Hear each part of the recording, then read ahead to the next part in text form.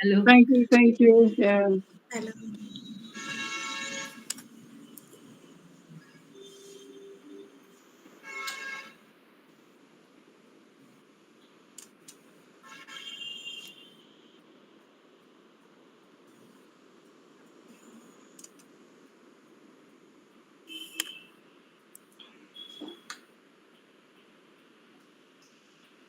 Tushar and Sonal might join from the US. Tushar said he might join, but it is too early in the morning for them. 3 o'clock in the morning. Hmm. That Vibha has joined from England, so Vibha has joined, I can see. yes. Vibha, how are you?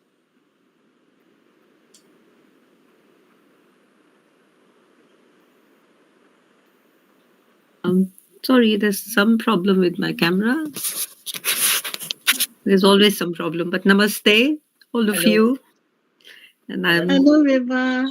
and thank you, Kumkumji, for sharing the link with me. Hello, Subhadra. How are Looking you, forward. Vibha? I'm good. I'm good.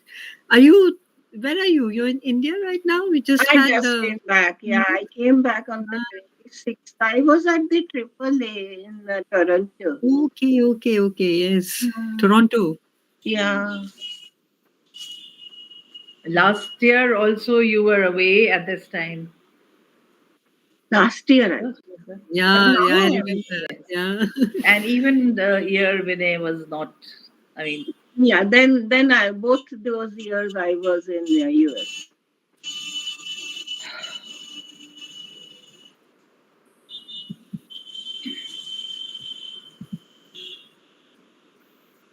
So, Sharmishta, shall we start? Yes. Yes. Yes, madam. Hello to everyone. Hello. and thank you, Srivastava. She was so patient with me. Thank you. Thank you. No, no, it's our pleasure. Hello, Vibha. It is lovely to see you. So Ranjana nice ji, to see namaskar. you. So nice. So it's really So shall we wonderful for all of start? you to enjoy. I think we have 14 people, you know. Hello, Shamla ji. Thank you. So hi, Kumkum. How are you? Hi. Uh, so I'm so glad you all joined. Thanks for sending the link. Yeah. Okay. Please do. Ranjana দি কেমন আছো? হাত ঠিক হয়েছে? তারগুলোকে ভাগ এখনো করেছে। ঠিক হয়নি? They have put some steel wire inside, three of them. ওরে They বাবা, decided কি to অবস্থা have taken it হয়েছে? out and put a new sort of this. Oh my. I had the same problem last year. Oh, you And did. this time with my It's foot. not so, Same it's thing. not Oh so my. bad then. I No. understand. And how did that happen? कैसे हुआ रंजना जी? ও My गिर गई। carelessness in my daughter came from England middle in the night, after middle of the night, quarter to two in the morning rather, and I was not minding my steps. That's how it happened. Well, I had a reason. I was seeing my grandson for the first time. So I'd gone to the airport to receive them. And I saw him, and I was in my excitement, to reach him quickly. I fell at the airport. And Oh. so all my আচ্ছা things, my Sharmistha, first shall we start? pictures with him are being with the. হ্যাঁ, তুমি initiate করো Yeah, না? I'm starting. Yeah, please. Okay. Um, Today we are going to start. Yes. Uh,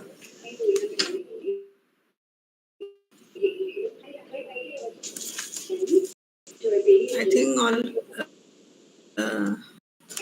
somebody have to join. Can I wait some 2 minutes or what? Yeah. Subhadra? You can start. I think Ranjanadi? we will, that's As and when they can. okay. Okay. Good evening, everybody. All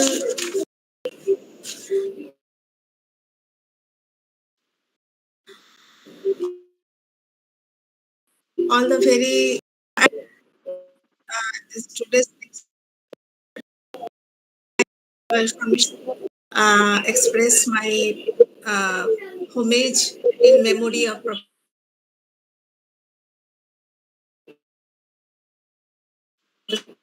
Srivastava. It's a birthday of Sa. So we choose this day for this lecture.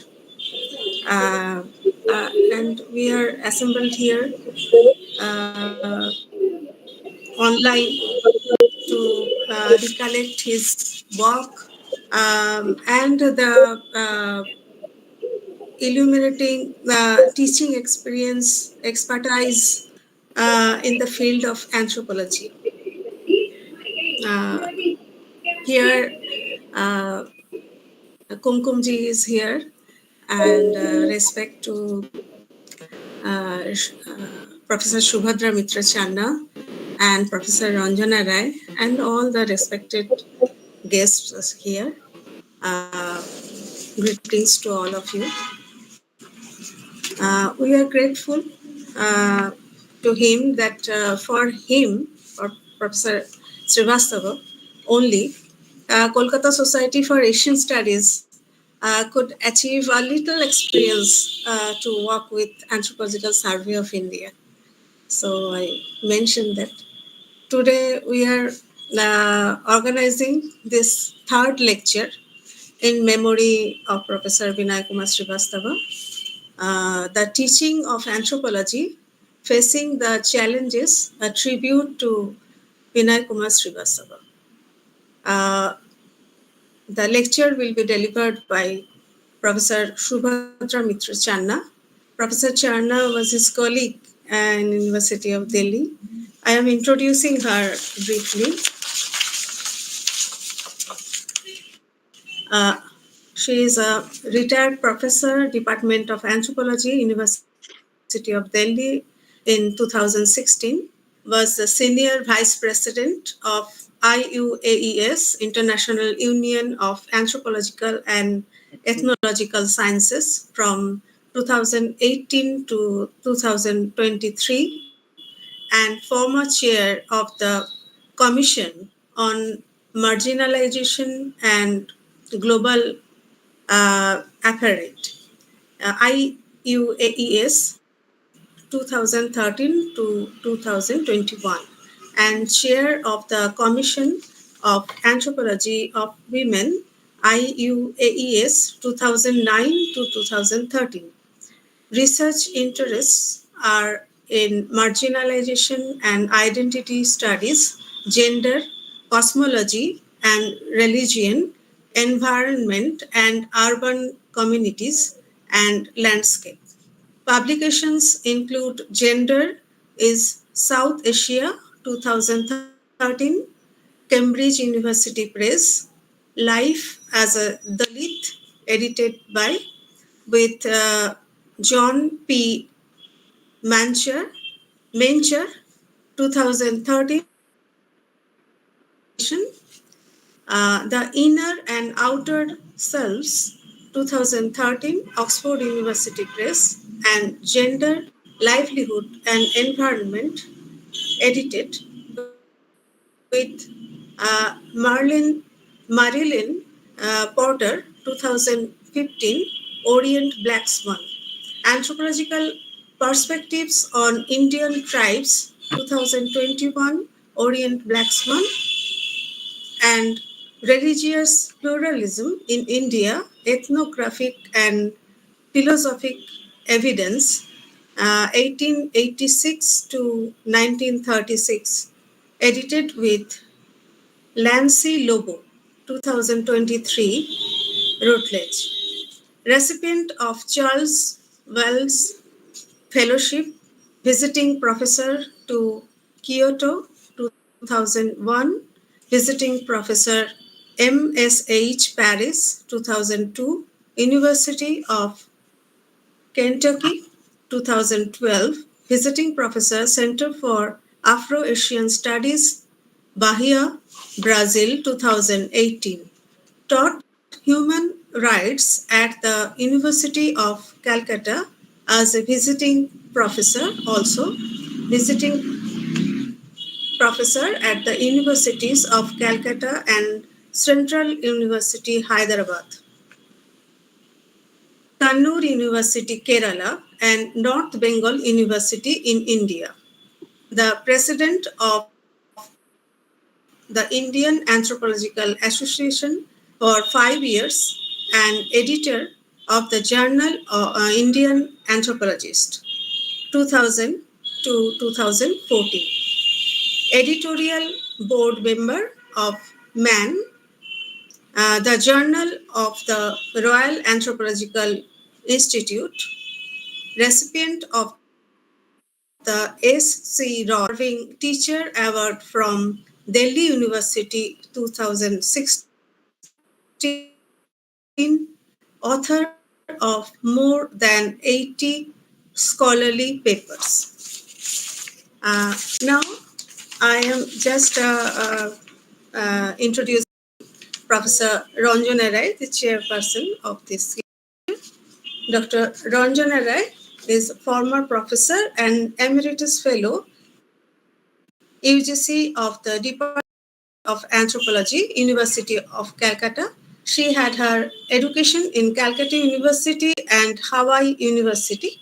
She has got research experience of 53 years, taught in the Department of Anthropology, University of Calcutta since 1974. Executive Committee member of the International Union for Prehistoric and Protohistoric Sciences, a body of the human sciences of UNESCO, at present elected as Anthropological Secretary of the International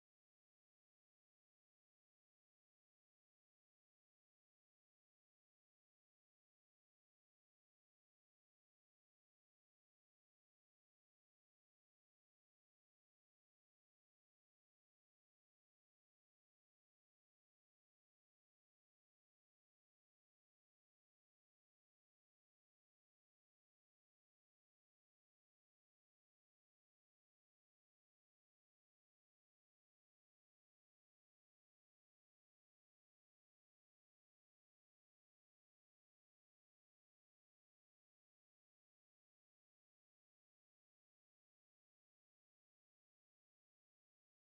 Sciences. I could bring in the DSA program, Departmental Special Assistance Program from UGC to my department. They were actually telling me what I have to do, and so that our department gets this special assistance program. And he was actually, we all know about him. He was mainly teaching in Delhi University. His education was in Delhi. He was also had done his PhD in King's College, Cambridge, under erudite scholars. And as he also had gone to Hindu College and other colleges for a short while, but his main workplace was Delhi University, Department of Anthropology. And for the last period of his career, he was in Calcutta. So we got to see him closely, almost day by day, because he was also closely associated with Asiatic Society, with us. And for any program, we had 100 years of and Department of Anthropology celebrated there in the Anthropological Survey, and he was always there. And he, to quote Professor Joshi, that he was a versatile writer. And that is really something that it gets into your mind when you think about him, because he had done research on various topics. And he would send me some of his copies of his writing, and then I would comment. And last that I remember, he wrote about those people who were the Safaiwalas in Old Delhi. They were the cleaners, and they would take those night soil in buckets on their head, and then I would go to the place of disposing them somewhere. And that was wonderful work. And I was really surprised that someone would think about these people and also work on them. And so when he came to Calcutta for some occasion, I told him that it was really something that it touched me, that you should next take up that what kind of diseases they had suffered, because it's not a very nice kind of work. The whole thing they carried on their head and then put somewhere else, and we lived in a very sanitized air. So he said, yes, I would take that, but maybe because of his busy schedule, he didn't couldn't take it up. But that was something really I was very much touched with that one. That's a wonderful work, of course, scholarly work. But then again, you think about that to work among these people, it's really something. So I have, in a very heavy heart, I would request Professor Channa to deliver the talk. Thank you, Ranjanadi. Like Ranjanadi, I am also in a way, it's a very difficult situation to be delivering a memorial lecture for somebody who was younger. He was 1 year junior to me, and somebody whom I had known almost practically all my life. Anyway, but this is also, I think, this lecture is also a tribute and something which brings all of us together to remember him. And of course, it's not that we need this lecture to remember him. We remember him all the time. But, this is a symbolic gesture, something which as anthropologists we understand very well. Kind of, uh, it is a symbolism, it is a tribute, and it has a meaning in its own place. So, the topic that I had chosen is the teaching of anthropology.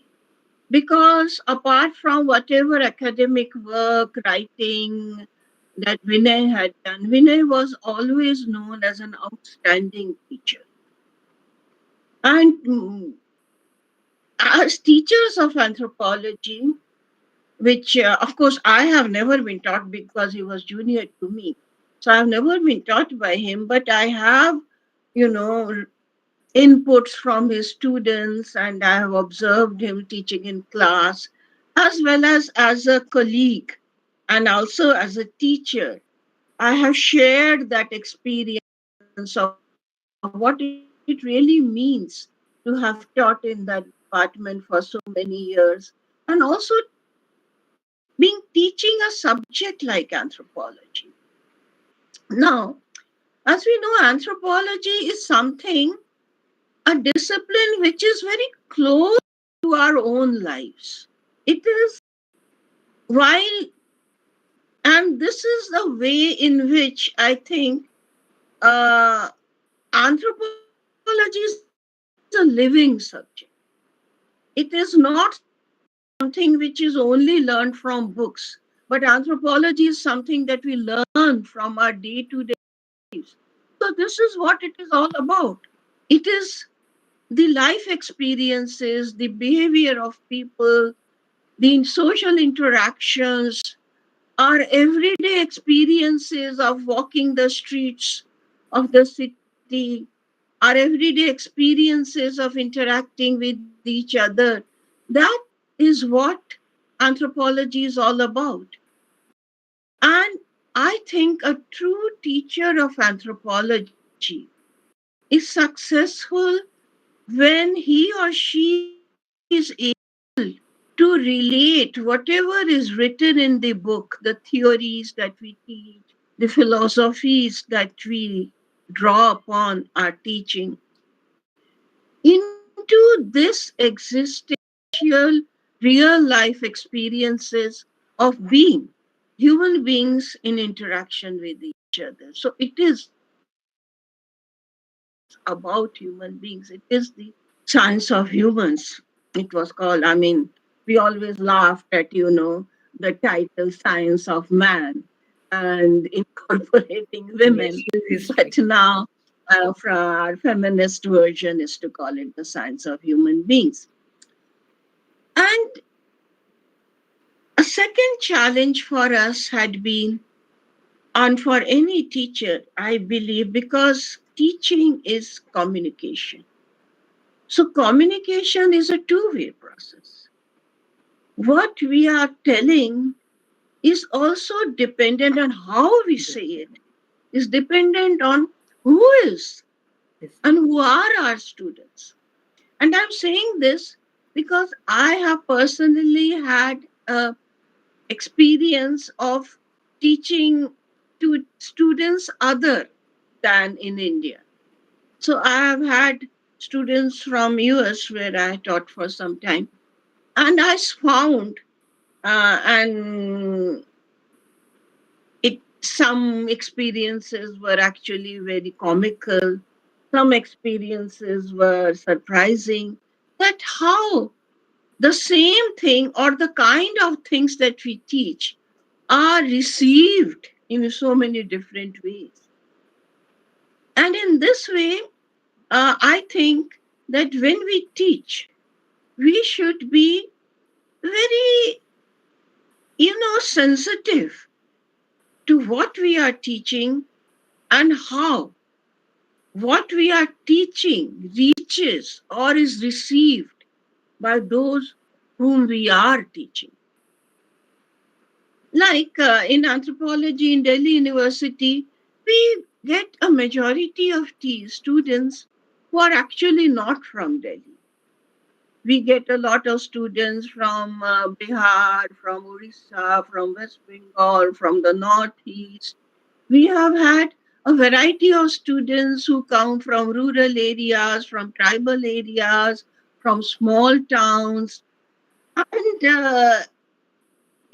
to communicate, to reach out to them, we have often had to make special efforts because, you have this whole class full of students, a majority of them, because Kumkum has also been in our department, Ibha has been, it was not always that the students are very cosmopolitan, they come from very elite, very, uh, third generation or second generation learners also. Sometimes you have, like especially from the northeast, we have been getting, or from the indigenous people, we get students who are maybe first or second generation learners. So the whole, I would, the experience of teaching and the is also to be sensitive to the needs of what the students really want from you. And I believe that Vinay was able to communicate in a very beautifully because he was able to come down to the grassroots levels. I remember because, of course, I have not been taught by him, but students used to talk about it. And I still remember one student, a girl student from Bihar, who was very impressed by some of these says because he used to use Hindi or he used to use, different languages, Bhojpuri, Urdu, sometimes telling Urdu couplets, sometimes telling, students in some colloquial language about certain things. And she said that, sir, wow, what beautiful examples he gives. Like one day he told us, भूख लगे तो दीवार भी पापड़ नजर सूख के Ivar. पापड़ नजर आता है. And I am not that proficient in the local Hindi language, but I was very impressed, and I think this was about 20 years back. I still remember that. भूख लगे तो दीवार भी सूख कर पापड़ नजर आता है. And the students got very interested like that because you could reach out to them. They could say, yes, yes, now we understand that. Now it is something, which comes from our part of the world or some language that we can understand.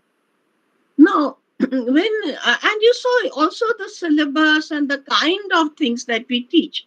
Now, in my own experience of teaching anthropology, I have found that, globally, when we interact with Western anthropologists, we are talking so much about post-structuralism, post-colonialism, but and we are talking of, phenomenology and deconstruction.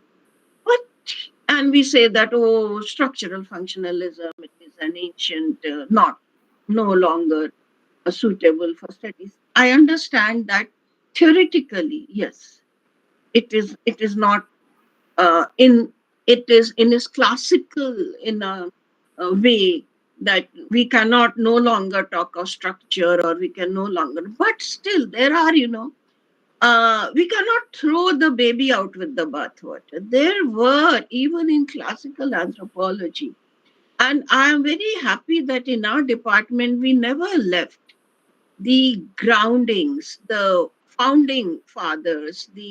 We always had this course called Rise of Anthropological Theory, and we had courses on kinship. Now, it is here that we find, I found when I was teaching kinship, that even though, like, I remember an American anthropologist asking me, you people still teach kinship? And I told him, yes, we teach kinship because we in South Asia are still a society that is grounded in kinship. It is a living experience for us. Our children grow up using kinship. Comes for everyone, as even in our departments. Students are referring to each other as, bhaiya or difference, and it is translated into respectful kinship terms. No student in, for example, in our department, and as I explained, that our students are not very cosmopolitan. They come from small towns, they come from more traditional backgrounds. They do address their seniors as Didi, as Bhaiya or Dada, that way. And so kinship is very integral. And when I used to teach, say, Radcliffe, when I used to teach principles of kinship, when I used to teach things like joking relationships, merging of alternate generations, these are things that we still find in our day to day lives. And students relate to it. They still understand that Revar Bhabi is a joking relationship, or grandfather, granddaughter, or grandfather, grandmother, grandson is a joking relationship, and the merging of alternate generations. In Bengali, we say Dadu Bhai. Dadu Bhai is a reciprocal term. This is exactly what Radcliffe Brown used to say, that had said that, merging of alternate generation, first and third generation use reciprocal kinship terms. And these are things when we talk to our students, they smile, they laugh. You ask them in class, can you relate to it? Do you have these things happen? Yes, yes, yes. In our areas also, in our society also, we have these things. We have similar kin terms. We have similar joking relationships. We have similar avoidance relationships everyday in our everyday interactions. So when we are talking, we can say, okay, we are modernizing anthropology, we are getting futuristic, we are talking. But at the same time, we must remember that the students that we are teaching, our own societies, we still, these things make sense. They still exist. Things, like religion. When you are talking of religious beliefs, even gender stereotypings, when I used to teach gender in my classes, gender stereotyping was something which people could relate to, yes. And, most of my gender classes, A lot of it came from as interaction. When students used to tell us, yes, when we were growing up, girl students used to tell us that when we were growing up, this is the kind of things we were told, we are still being told that you are a girl, you cannot do this. When I was growing up, my mother never allowed me to ride a cycle. She said, no, no, no, girls don't ride bicycles. You will never. But you see, these were, but today, of course, all girls do. So changes come over. So you can really, I mean, you can go to the classroom and start talking about these things. And there you will find that when you come to actual theory, once the students have internalized the fact that life experiences have gone into theory making, they will be able to understand and grasp the theory and internalize it rather than simply mugging it up from the book directly. That is not the way students will remember what you have taught them. Then, when, for example, when we developed this course on rise of anthropological theory, now when we are talking of evolutionism, it is rather unnecessary for to ask the students to mug up the stages that Morgan gave. Those are not important. They don't exist anymore. We know that those stages were just not practical. I mean, they don't. They are not applicable. They don't have any meaning in today's world. But what is meaningful is to contextualize the theories into their historical and social relevance. What the evolutionists said is not as important. To some extent, yes. But how what they said came out of a particular social and historical context. How, for example, as I was reading these, seminal archival work, and my next book on colonial anthropology is in press, how the evolutionary theory was used by the colonial power holders to legitimize their rule. So the concepts such as primitive, concepts such as culture lag, the concepts such as stage by stage evolution, how these justified colonization, legitimized it. Because we must remember that when colonization was taking place, those who were perpetuating this dominance, those people who were actually exploiting and marginalizing the people in their colonies. In fact, to some extent, genocide was taking place. So many millions of people were actually exterminated because of colonization. Yet, those very people were doing it in at the same time. If you see the historic, if you see a history of Europe, and if you see the history of colonization, the philosophical history of Europe was the time of the Renaissance, time of enlightenment, time when they were talking of universal brotherhood. Anthropology, the evolutionary theory, actually was trying to deconstruct racism, saying that the psychic unity of mankind, that every society has the same potential, that all societies can go through the same. So in a way, they were trying to be humanists. They were trying to say that all human beings are racially the same. And this theory was turned on its head to justify colonization, to say that we are trying to actually doing a good thing. I mean, there are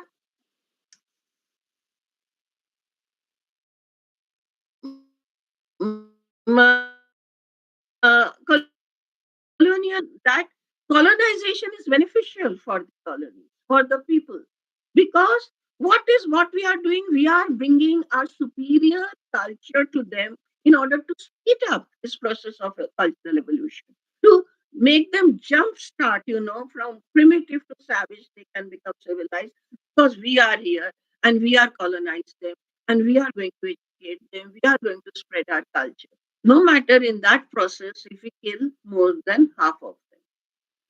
So this these are the things that need to be taught in the classrooms to make these students appreciate what is the context of these theories, why structural functionalism, what was the reason this, evolutionary theory was just legitimation.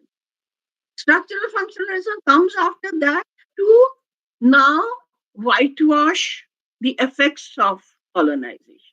So no longer, so now we are given these constructed, beautiful descriptions of societies that are so much in equilibrium, whereas the actual societies were completely disintegrated through the process of colonization.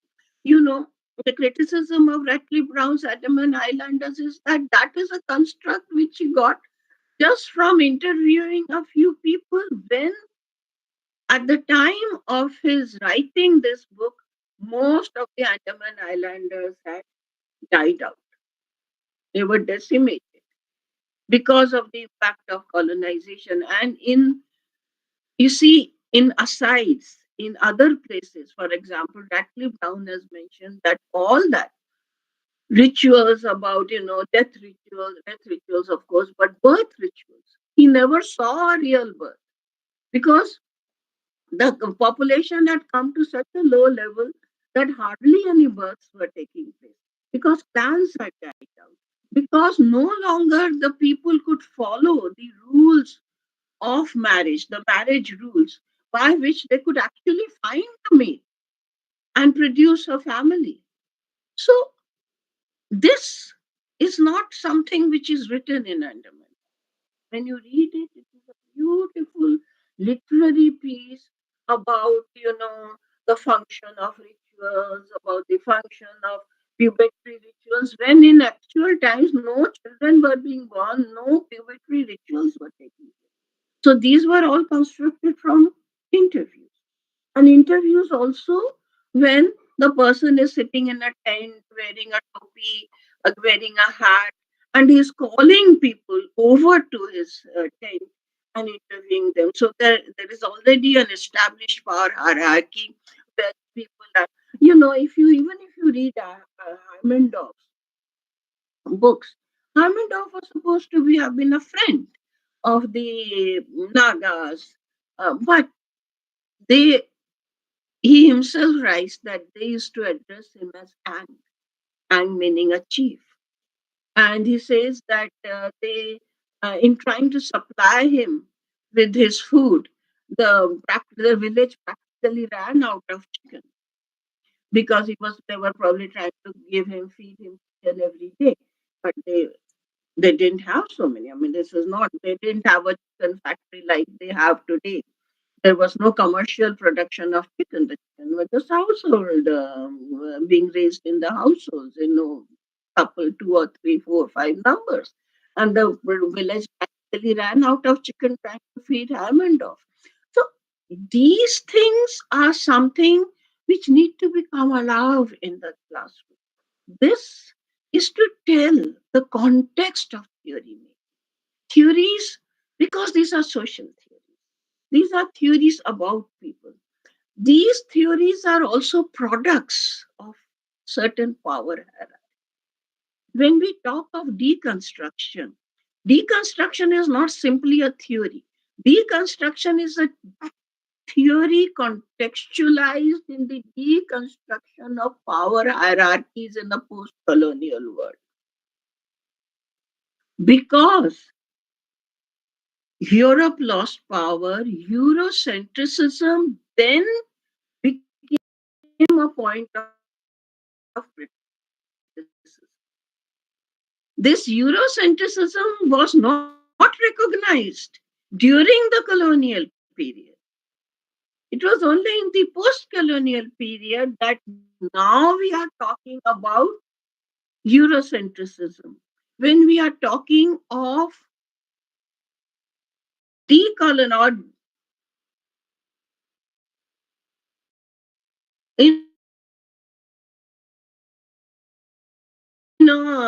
kind of decentering what we call as the male white supremacist look of knowledge production.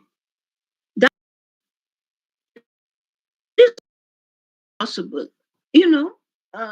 When even when we read anthropology, how the have come up. Critics have come up at certain historical points. Annette Weiner's criticism of Malinowski. Now, we cannot blame Malinowski that his point of view was totally male centric because he was brought up, he possibly have conceived of any other point of view. It was only in the 70s, late 60s, when feminism was emerging that the male space for a feminine perspective to even make his presence felt.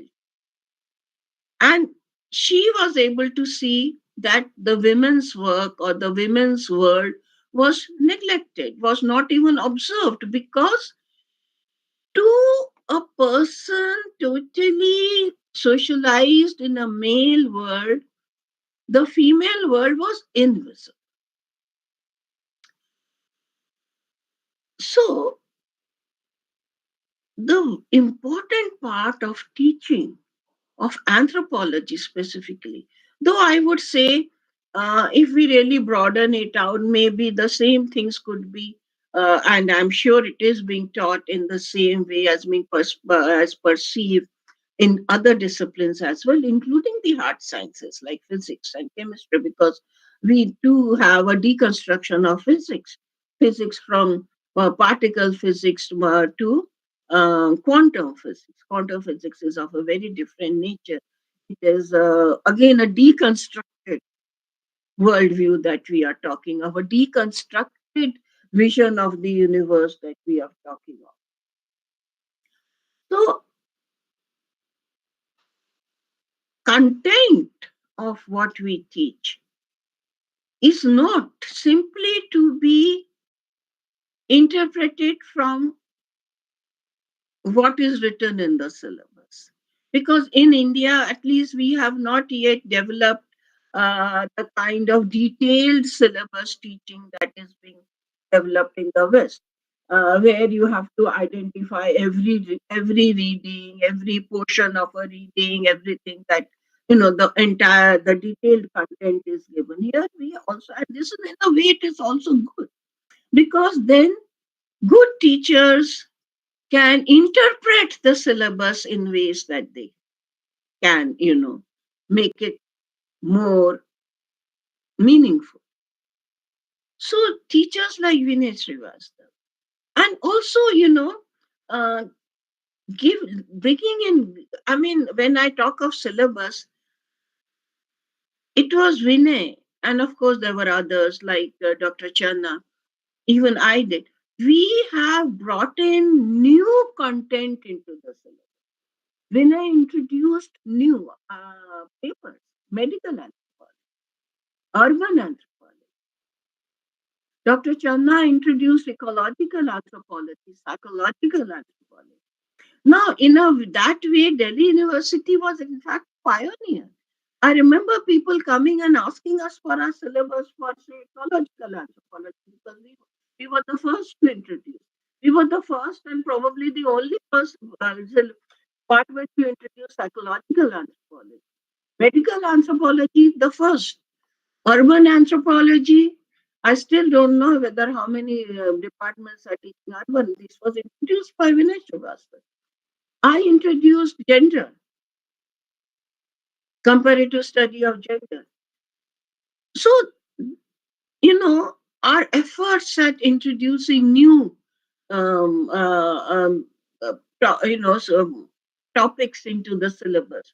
This was a joint effort, and this was something which has led our departments, cultural anthropology and even physical anthropology. They also introduced many new topics, and so this is how the department flourished, and became a kind of a place where students got, I think, very good education. I don't know, but at the response that still Vinay has from all his ex-students, I'm sure they benefited a lot from his teachings. It and teaching is not simply within the classroom. And for us anthropologists, we have this excellent opportunity of taking students to the field. And there I have had personal experience of working with Vinay in the field. And and it was something which for me also, it was a learning experience. I remember how he picked out on every small things and then looked at the pedagogical possibility, the possibility of doing work. For example, we went to the village shop, small shop, and he said, "Look, Subhadra, one student could come and work on this shop. There are so many things to learn from here about the village. What things are happening here? How are things taking place? How the credit and debit system is working? There is so much to, and we had such a long discussion. I don't know if anybody actually worked on that village shop, but I still remember the discussion I had with Vinay about the anthropological, the research possibilities, the analytical possibilities of studying a village. So these, then how you interact with the students in the field. And this is something where I think nobody can fall the basics of being a teacher, to be just and equal to all your students.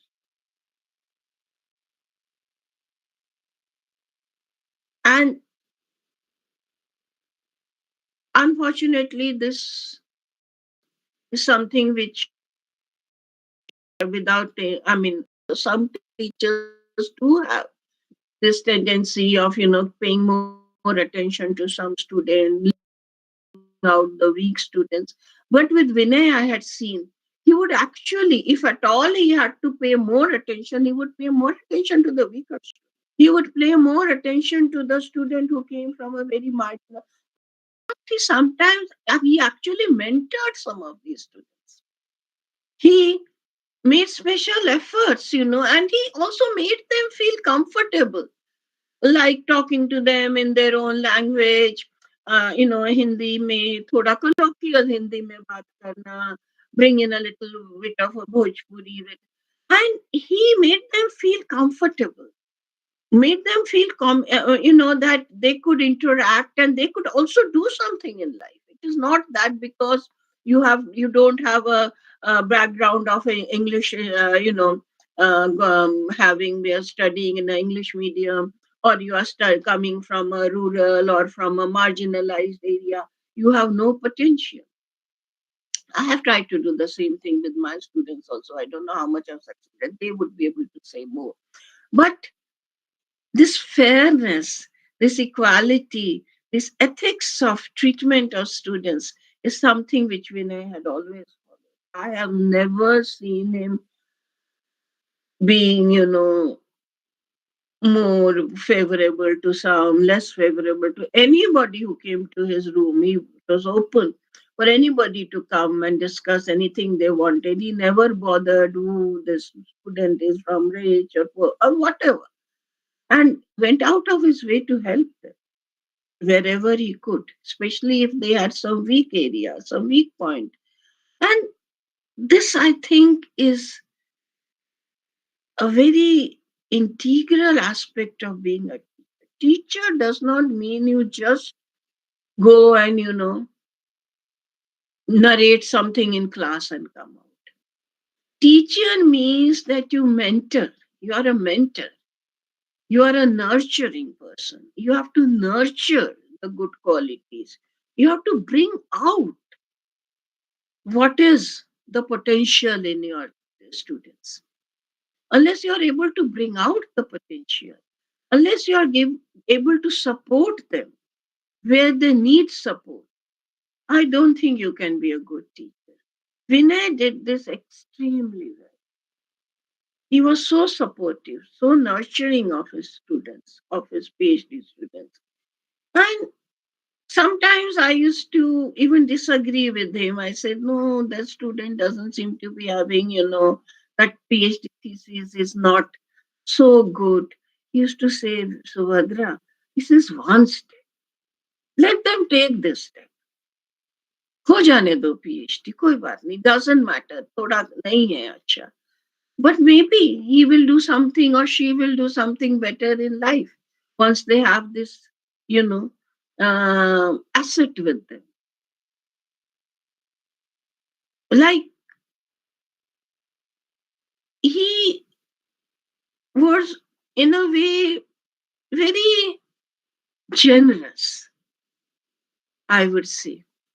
Generous that, okay, let me give this gift to the student. Let me give this, let that person have this degree, even though that person may not be the best, may not be the really at the top. Maybe there is some lot of flaws with their PhD thesis. Let it pass. Let them get the degree. Let them get.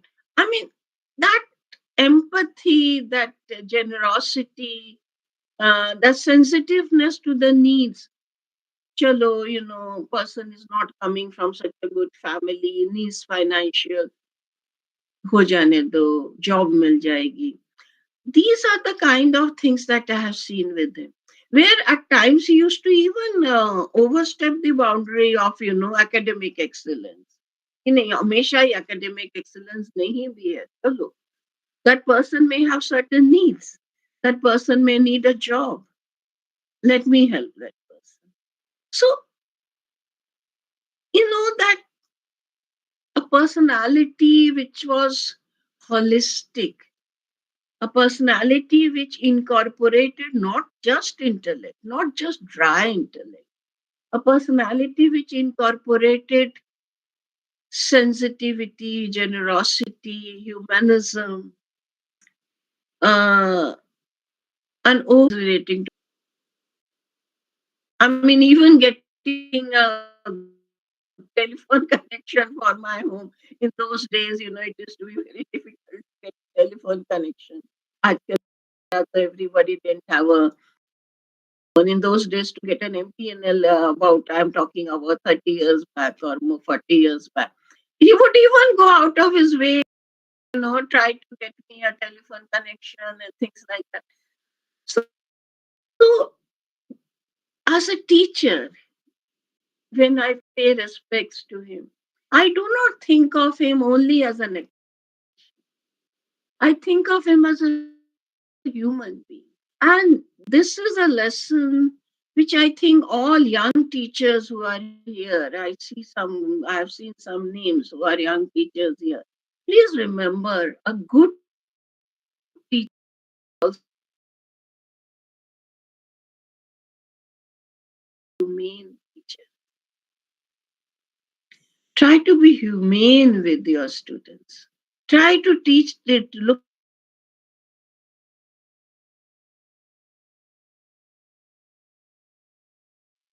upon them as equals. Look upon them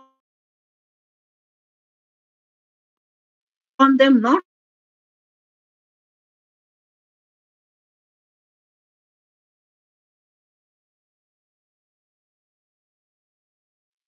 just as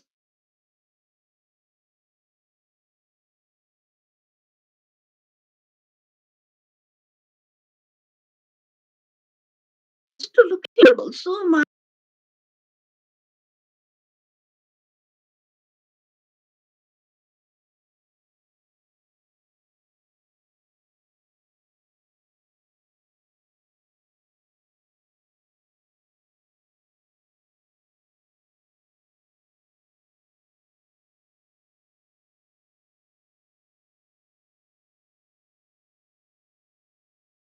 of course. I'm not saying that I really learned, but which is something which we, as friends, as colleagues, we shared with each other. We used to often talk, and he used to tell me, you know, because he used to always say, I can ask you for something. This is something we were the kind of friends where when I asked Vinay for something, he would always do it. And when he asked something, he said, I can take that advantage. कि तुम ले लो. Like he would come and tell me, इसको ले लो. मेरे पास seat नहीं है. This particular student needs, problem है कहाँ जाएगी बेचारी तुम ले लो so these kind of things we used to have these small interactions backstage interactions with each other and which of course at that time we did not tell our students but now it's the time to talk about those things that when we used to often talk about their welfare their life chances how to help them and support each other, ऐसा करते हैं, ये करते हैं. So I think this is a part of the teaching. So today I talked about teaching of anthropology. So the teaching does not mean just books and lessons. Teaching means a lot more things. And I think Vinay was a very good example of a humane teacher. And that is probably today we are here, so many of us are here to remember it so fondly. Thank you. Thank you, Professor Shubhadra Channa, for really this wonderful lecture about beginning of teaching of anthropology up to the teaching that Professor Srivastava was giving to his student. Not only that, about Volume colonialism and decolonialism, but at the same time, देखो we please. have put up the type of teaching that Professor Srivastava had done, and also the student friendliness that he had, and how he felt for all kinds of students, not only the brilliant ones, but those, even he found out that the possibility that was there, even among the students who were not so bright, maybe in other sense that we can, academic sense that we can say. And it was really a good tribute, and thank you very much. And I think I will give the uh, give over to Shobhishta and for vote of thanks to Priyasha. May I, may Yes, I please please. put in a little word? This is uh, the Department of Anthropology, Delhi University, would vouch for the fact that I, Vinay Srivastav, was always sir to them, to his students, but I was the quintessential Didi. Be it Subir Patnaik, Sukant Chaudhary, Vijay Kumar, Satish Chandra, they have lived in my house. They have, I have attended to them when they were ill. So this is the kind of things that about Professor Srivastav that Subhadra ji was talking about. So I'm Didi. You ask, anyone in the department, and they will never refer to me as Mrs. Srivastav. So I was always Didi. So there was some kind of a family relationship that uh, Professor Srivastav did. established with his students. Right. You were real autonomy in In that fact, sense. yeah. In fact, today, Sumedh Patnaik, who's HOD Delhi Anthropology Department, he got dressed up for his wedding in my house with my assistants, and we were also excited as if our son was getting married. So, and another thing, Vinay used to say, sometimes it was a difficult topic, and we would discuss how to address it and how to do it. And then he would say, कुमकुम, अगर मुझे नाचना गाना भी पड़ा तो ये समझाने के लिए मैं वो भी कर लूंगा. So this is the kind of teaching, that he was, that the teacher that he was, and so many of them remember that on field trips he would sing, and I mean, he couldn't dance at all, but he tried. But he would sing beautifully, and Yeah, he is. yeah. Since this morning, I That's was what I said, feeling use the language students that this understand. absolutely. But I'm sorry, he was in Kolkata for 3 years. He had a teacher also, Mr. Mondal, but and lived in Chittaranjan Park for 30 years, but uh, didn't really know Bangla well.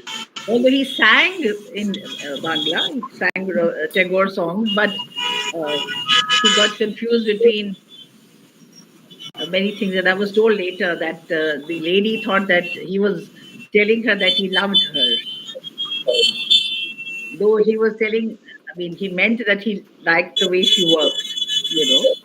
So instead of saying, তোমার কাজ আমাকে ভালোবাসে, he would say, he probably said to her, আমি তোমাকে ভালোবাসি. So I was told by the lady herself, and That's I'm funny. glad he would have got it from me had he been there. But anyway, so this was the kind of, yeah, and all the, yeah, everybody remembers that he taught by example. So he taught anthropology by being a very good anthropologist. Hello, Sharmila. Sharmila.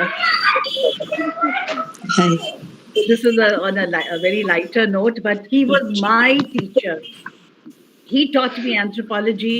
When I was interviewed for an MPhil in anthropology, the first historical anthropologist of Delhi University, there were 7 people in the panel, and I remember 2 of them asking me which books I had read. And I said, I read the Encyclopedia of Anthropology. But they said, there is no such thing. I said, there is. You. Professor Vinay Kumar Srivastava was the encyclopedia that I consulted. And so he was my teacher. Yes. And on our trips, we would go to London. So it used to take 6 hours. He would always be teaching me. I still have those notes. And so because of him, I actually, so this is the, the kind of teacher he was. Always teaching in whatever way he could. And in fact, Subhadraji was quoting Malinowski. For my interview, I was asked, how is history related to anthropology? I said, I married the anthropologist. Maureen married the anthropologist. And they said, no, no, this is a very frivolous answer. Okay. So I said, well, as she said, that history is the study of man, embracing woman, the rest is history. So this is what he taught me and what I imbibed from him. So he was not only my partner in life, he was also my partner in academics. He was, we consulted each other when we had to give lectures, and he would always say, I think Weber would remember, who is the audience? That is the quintessential. That is very important. Who is the audience? Essence. Who is listening? Right. That's what I said, that the student That's exactly whom you are teaching is very important. Very true. And today, so many of his students are here, whom he taught about 40 years ago. Yes. Yeah, And that, I think, speaks volumes for his volumes. humanitarianism, Yeah. his love for them, and their love for him. And I'm very, very grateful. I can see so many. Yeah. Thank you. Thank you all. And thank you so very much. Rachina ji and Subhadra ji, as usual, was at her very best. Thank you. Thank Thank you you. very much. Thank It was I mean, it really sounded more like a eulogy, nice. It was nice to hear personal really. things. Thank Ji. you very much. And Thank you very Sharmila's here, and uh, Minnie. Minnie was a I'm from, student. just a Yes, minute. Sharmila. I'm from the first batch, Yeah, well taught. Sharmila, I can see. Thank And you so that this she's was here. 1984 when he used to come from Hindu college to teach Yes, us tribe and peasantry primarily. yes, yes. I And remember in my Eric Stokes. MSc, I mean, he introduced us to urban anthropology.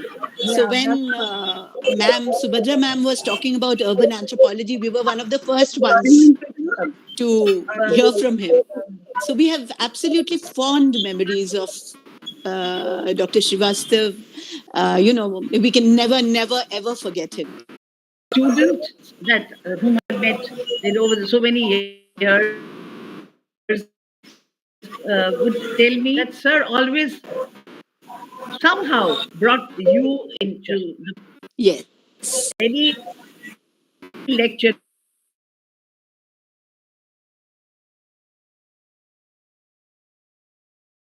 gave, no lecture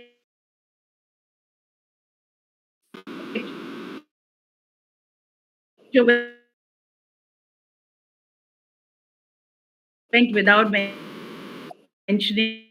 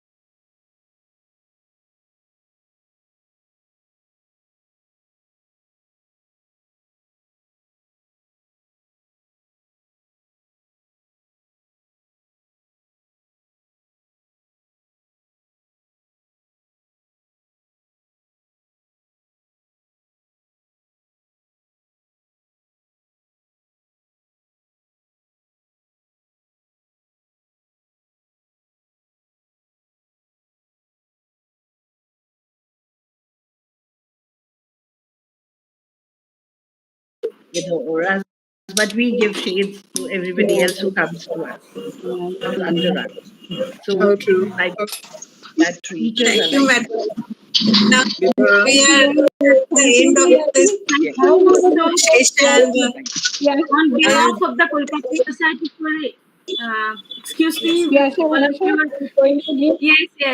yes, yes. So, on behalf of the Kolkata Society for Asian Studies, I, Dr. P.R. Shibharusha, the Assistant Professor of the Department of Museology, would like to thank Professor Dr. Shubhadra Mitra Chana, formerly of the Department of Anthropology, University of Delhi, and the former President, Indian Anthropological Association, and elected Vice President of the International Union of Anthropological and Ethnological Sciences for delivering the lecture, The Teaching of Anthropology Facing the Challenges, a tribute to Vinay Kumar Srivastava. Thank you, ma'am, for the enlightening lecture you have kindly delivered this evening. We are extremely humbled and benefited with the discussion this evening. We'd also like to thank Professor Ranjana Rai, former head and Professor Emeritus, Department of Anthropology, University of Calcutta, who is also the Vice President of Kolkata Society for Asian Studies. And she's also the chief editor of the Journal of Kolkata Society for Asian Studies. Thank you very much, Didi, for kindly chair the session and being with us. Thanks to Professor Kumkum Srivastava ma'am as well for being with us this evening. Thank you very much. Our thanks